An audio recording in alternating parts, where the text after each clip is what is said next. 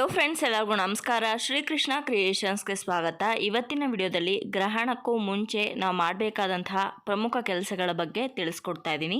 ಹಾಗಾದರೆ ಬನ್ನಿ ವಿಡಿಯೋ ಶುರು ಮಾಡೋಣ. ಸಾಮಾನ್ಯವಾಗಿ ಯಾವುದಾದ್ರೂ ಒಂದು ಗ್ರಹಣ ಸಂಭವಿಸ್ತಾ ಇದೆ ಅಂತ ಅನ್ನುವಾಗ ಗ್ರಹಣ ಶುರುವಾಗೋದಕ್ಕಿಂತ ಮುಂಚೆ 12 ಗಂಟೆಗಳ ಕಾಲ, ಹಾಗೆ ಗ್ರಹಣ ಮುಗಿದ 12 ಗಂಟೆಗಳ ಕಾಲ ಈ ಗ್ರಹಣದ ಸೂತಕ ಅನ್ನೋದು ಇರುತ್ತೆ. ಹಾಗಾಗಿ ಗ್ರಹಣ ಪ್ರಾರಂಭ ಆಗೋದಕ್ಕೆ ಇನ್ನು 2 ಗಂಟೆ ಇದೆ ಅನ್ನುವಾಗೇ ನೀವು ಊಟಗಳನ್ನು ಮುಗಿಸ್ಕೋಬೇಕಾಗುತ್ತೆ, ಊಟ ಉಪಹಾರ ಎಲ್ಲವನ್ನು. ಯಾಕಂದರೆ ಗ್ರಹಣ ಶುರುವಾಗೋ ಅಷ್ಟರಲ್ಲಿ ನೀವು ಊಟ ಮಾಡಿರೋವಂಥದ್ದು ಪಚನವಾಗಿರಬೇಕು ಅಥವಾ ಜೀರ್ಣ ಆಗಿರಬೇಕು ಅಂತ ಒಂದು ನಿಯಮ ಇದೆ.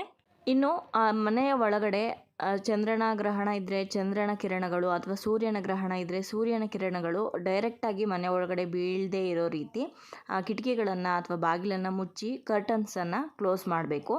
ಇನ್ನು ಅವತ್ತಿನ ದಿನ ಆಹಾರ ಪದಾರ್ಥಗಳನ್ನು ಹೆಚ್ಚಿಗೆ ಮಾಡೋದಕ್ಕೆ ಹೋಗಬೇಡಿ. ಎಷ್ಟು ಬೇಕೋ ಅಷ್ಟನ್ನೇ ಮಾಡಿಕೊಂಡು ಸಂಪೂರ್ಣವಾಗಿ ಮುಗಿಸಿ ಇಡಬೇಕಾಗತ್ತೆ, ಎಲ್ಲನೂ ತೊಳೆದಿಡಬೇಕು.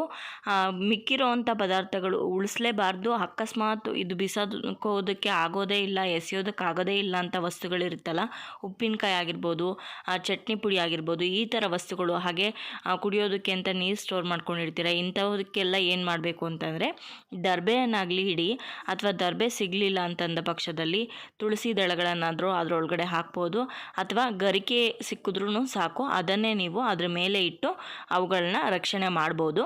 ಇನ್ನು ಬಹುಮುಖ್ಯವಾಗಿ ಯಾವುದಾದ್ರೂ ಗ್ರಹಣ ಇದೆ ಅನ್ನುವಾಗ ಬೆಳಗ್ಗೆ ಪೂಜೆ ಮಾಡಿರ್ತೀರ, ಆ ದೀಪ ಗ್ರಹಣದ ಸಮಯದಲ್ಲೂ ಕೂಡ ಉರಿತಾನೆ ಇರಬಾರ್ದು. ಎಷ್ಟು ಬೇಕೋ ಅಷ್ಟು ಮಾತ್ರ ಎಣ್ಣೆಯನ್ನು ಹಾಕಿ ಗ್ರಹಣ ಶುರುವಾಗೋದಕ್ಕಿಂತ ಮುಂಚೆ ಆ ದೀಪ ನಂದು ಹೋಗಾಗೆ ನೋಡ್ಕೊಳ್ಬೇಕು ನೀವು.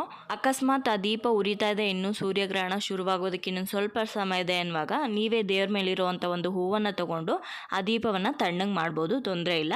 ಆನಂತರ ದೀಪವನ್ನು ತಣ್ಣಗೆ ಮಾಡಿದ ನಂತರ ನೀವು ದೇವ್ರ ಮನೆ ಬಾಗಿಲನ್ನು ಮುಚ್ಚಿ ಇಡಬೇಕು. ಒಂದು ಕರ್ಟನಿಂದ ಆಗಲಿ ಅಥವಾ ಬಾಗಿಲನ್ನು ಕ್ಲೋಸ್ ಮಾಡಿದ್ರೂ ಸಾಕು. ಇನ್ನು ನೀವೇನಾದರೂ ಮನೆಯಲ್ಲಿ ದೇವ್ರ ಮನೆಯಲ್ಲಿ ದೈವಿಕ ಕಳಸವನ್ನು ಇಟ್ಟಿದ್ರೆ, ನೀವು ತಿಂಗಳಿಗೊಂದ್ಸಲ ಮಾತ್ರನೇ ಕಳಸನ ಕದಲಿಸ್ತೀರಾ, ವಾರ ವಾರ ಕದಲಿಸೋಲ್ಲ ಅನ್ನೋದಾದರೆ ಆ ಕಳಸದ ಮೇಲೆ ಒಂದು ದರ್ಬೆಯನ್ನು ಇಡಬೇಕಾಗತ್ತೆ. ದರ್ಬೆಯನ್ನು ಇಟ್ಟರೆ ನೀವು ಕಳಸವನ್ನು ಚೇಂಜ್ ಮಾಡುವಂಥ ಅವಶ್ಯಕತೆ ಇಲ್ಲ. ದರ್ಬೆಯನ್ನು ಇಡದೇ ಇದ್ದಂಥ ಪಕ್ಷದಲ್ಲಿ ಖಂಡಿತವಾಗ್ಲೂ ನೀವು ಕಾಯನ್ನು ಚೇಂಜ್ ಮಾಡಬೇಕಾಗತ್ತೆ. ಗ್ರಹಣ ಮುಗಿದ ಮೇಲೆ ಅದೇ ಕಾಯನ್ನು ನೀವು ಇಡಬಾರ್ದು.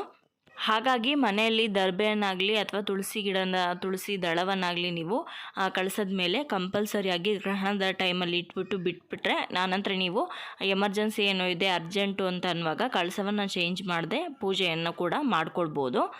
ಇನ್ನು ಗ್ರಹಣ ಇವತ್ತಿದೆ ಅನ್ನುವಾಗ ಬಟ್ಟೆನ ಒಗೆದ್ಬಿಟ್ಟು ಈಚೆ ಹಾಕಿರ್ತೀರ, ಆ ಬಟ್ಟೆಗಳನ್ನು ಈಚೆನೇ ಬಿಡಬಾರ್ದು ಗ್ರಹಣದ ಸಮಯದಲ್ಲಿ. ಹಾಗಾಗಿ ಮುಂಚೆನೇ ಗ್ರಹಣ ಶುರುವಾಗೋದಕ್ಕಿಂತ ಮುಂಚೆನೇ ಆ ಬಟ್ಟೆಗಳನ್ನೆಲ್ಲ ತಂದು ಮನೇಲಿ ಇಡಬೇಕಾಗತ್ತೆ. ಆ ಗ್ರಹಣದ ರೇಡಿಯೇಷನ್ಸ್ ಏನಿದೆ ಅದು ಬಟ್ಟೆಗಳಿಗೆ ಬೀಳಬಾರ್ದು. ನೋಡಿದ್ರಲ್ವ ಸ್ನೇಹಿತರೆ, ಇವತ್ತಿನ ವಿಡಿಯೋದಲ್ಲಿ ಗ್ರಹಣಕ್ಕೂ ಮುಂಚೆ ನಾವು ಮಾಡಬೇಕಾದಂತಹ ಕೆಲವೊಂದು ವಿಷಯಗಳ ಬಗ್ಗೆ ತಿಳಿಸ್ಕೊಟ್ಟಿದ್ದೀನಿ. ಇವತ್ತಿನ ಈ ವಿಡಿಯೋ ನಿಮ್ಮೆಲ್ಲರಿಗೂ ಇಷ್ಟ ಆಗಿದೆ ಅಂತ ಭಾವಿಸ್ತೀನಿ. ಇಷ್ಟ ಆಗಿದ್ರೆ ಲೈಕ್ ಮಾಡಿ, ಶೇರ್ ಮಾಡಿ, ಕಮೆಂಟ್ ಮಾಡಿ. ನನ್ನ ಚಾನಲ್ನ ಹೊಸದಾಗಿ ನೋಡ್ತಾ ಇದ್ದರೆ ದಯವಿಟ್ಟು ಸಬ್ಸ್ಕ್ರೈಬ್ ಮಾಡ್ಕೊಳ್ಳಿ. ಸಿಗೋಣ ಮತ್ತೊಂದು ಇಂಟ್ರೆಸ್ಟಿಂಗ್ ವಿಡಿಯೋದೊಂದಿಗೆ. Take care, bye. Thank you for watching.